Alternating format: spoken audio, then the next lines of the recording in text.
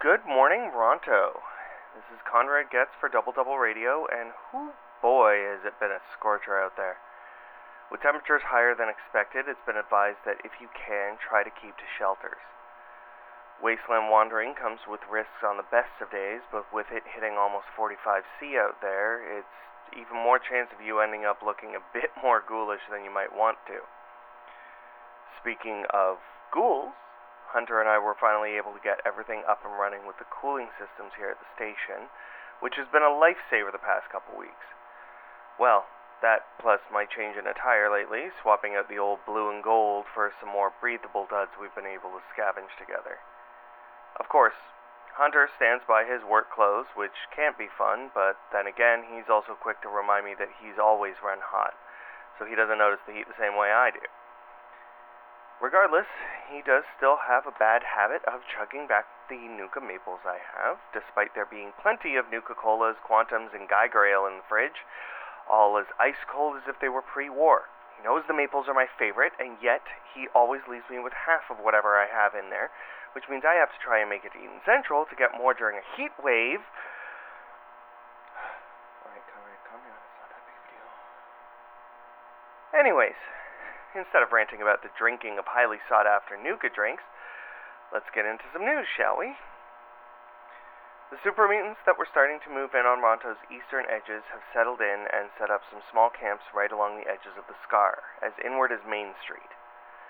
They slowed their roll after migrating this way, having carved a bit of a path through the areas further east. I know they had previously been making their way from out near Old Schwa, leaving groups at the Corvega plant out that way, as well as the big power plant between here and there. Hopefully that doesn't put too many folks at risk, since I know that both of those old plants were previously occupied by raiders or radroaches, so likely they would have been steered clear of anyways. There haven't been reports of them being too hostile to anyone yet, and just keeping to themselves and their defenses, but I would still keep an eye out to avoid being shot at or attacked in any case. The mystery surrounding the missing Brotherhood of Steel Paladin and the CPF soldier might have reached a sort of conclusion. Reports from a trade caravan that was coming from the Hammer about a suit of power armor and some CPF fatigues being sold after apparently being scavenged out of an old super-duper mart point to the two running off in the night as opposed to any sort of dangerous creatures. Almost like a modern Romeo and Juliet, if you think about it. Two warring factions and lovers finding each other from both sides, like the story goes. Not to assume they were lovers or anything. I don't know them, I just think it's romantic to have disappeared like that and leave behind a hard life of war and military stuff to go off and be who you want to be together. But, yeah, good for them, and I wish them safe travels through the wasteland wherever they end up. There is also a bit of big news out of Eaton Central that I have yet to report on, since it also deals with some other recent travelers in the area. If anyone out there recalls, there was a group of Wastelanders that showed up with Hunter a while back, having encountered some wild events out near Vault 90. Between the ghouls, mirelurks, and super mutants, the fact that they all made it here was truly an exciting time. I did have a bunch of chats with them while they stayed here at the station, but they did have to get on their way to Eaton Central to continue their important mission, as Dr. Rast kept calling it. Now, that was one person I couldn't get a read on. The rest of the group all felt similar, that he had more going on than he was letting on, that's for sure. Especially Celtic Clay, who was also all too happy to accept some bottles of Nuka Dark whiskey as thanks for helping out Hunter. That guy didn't trust Rast as far as he could throw him, which I imagine would have still been pretty far, all things considered. The Vault Dwellers were also interesting to talk to, as they had both come from some particularly interesting vaults that I've made note of in my old Vault-Tec issued notebook from back in my days underground.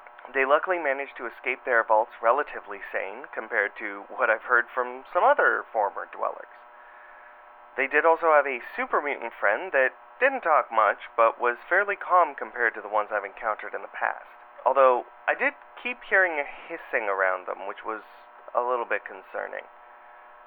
Wayne was also able to make a sort of friend in an older Mr. Nurse unit that was constantly spouting about the robot revolution, which did have me feeling a little bit nervous, but Wayne encouraged me to laugh it off since it's surprisingly common in older models that might have been neglected both pre- and post-war, which I don't think made me feel any better. I did get to also chat with the ghouls a bit, but Hunter had a bit more fun hanging out with them. Sadly, there aren't quite as many ghouls around town, especially ones that have been that way since the bombs dropped, so they were all able to connect and chat about the old days, and I think it was really good for him. I know he gets a bit lonely being around smoothies all the time, regardless of if he likes them or not, so it was nice for him to have that time, especially since he was geeking out a bit about hockey with Guy and sharing some books with Esther. After resting up, the group made their way to Eaton Central, which has left the station feeling awfully quiet since. It makes me really want to come back to the whole project Hunter and I were starting to turn some of the rooms that are still intact around here into spots that folks could stay, especially during rad storms.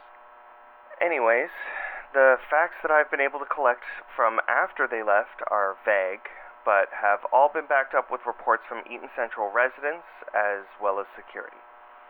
They rolled into town, did a bit of shopping and trading, and asked around for Clements, a supposed friend of the deceased vault dweller Mika. He hadn't been seen for a little bit, potentially because he was working a mercenary job. So the Quad Squad, as some of them called themselves, hung out and stayed at the Courthouse Inn, I guess intending to wait and see if Clements would show up. They didn't need to wait long, since Clements returned that same night, and with this weird group of Wastelanders asking about him, he really couldn't say no to checking them out. Since he was the only one that knew where Mika's place was, he was able to lead them there all in the wee hours of the morning. Security didn't think anything of it, since Clements brought a bit of respect with all the jobs he's been pulling around town, even if he did have some interesting new friends along for the ride. Now this is where things get a bit fuzzy, since a lot of what went down inside Mika's place was only witnessed by our new friends and the others inside, and security only saw the aftermath while they took statements. Apparently, getting inside and finding this bit of old tech was Dr. Rast's plan all along, since once they found it, he not only turned on the Quad Squad, but he brought friends in the form of numerous synths.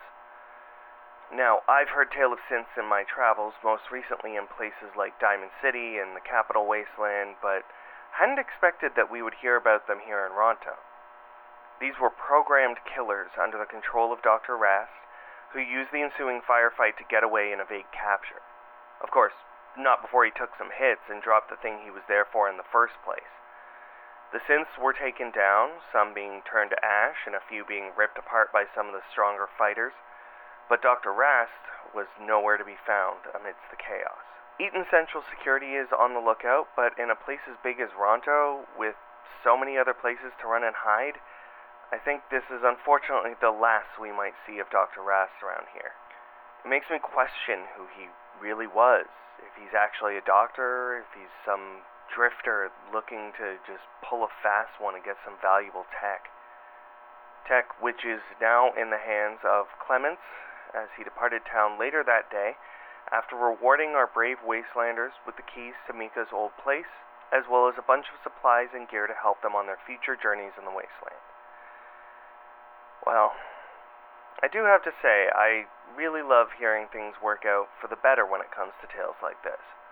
A mysterious vault, some old world tech, and a sudden betrayal almost makes me feel like I'm listening to one of those old Unstoppables or Silver Shroud recordings. I've got to see if I can track down some holotapes of any of those, or see if anyone out there is transmitting them. Could be a fun way to relax at night. That's all for today's broadcast, Ronto. This has been Conrad Getz for Double Double Radio, reminding you to always keep a cap for the road. You never know when you may need it. Have a rad day, Ronto.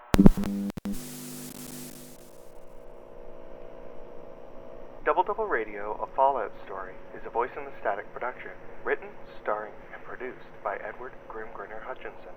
You can find Double Double Radio on Instagram, Facebook, and other social media sites, and there's a merch store through Etsy. Links are in the episode description. Double Double Radio is also made possible with the love and support of listeners and Wastelanders like you. If you want to help support the show on Patreon, that link will also be in the description alongside the list of monthly supporters.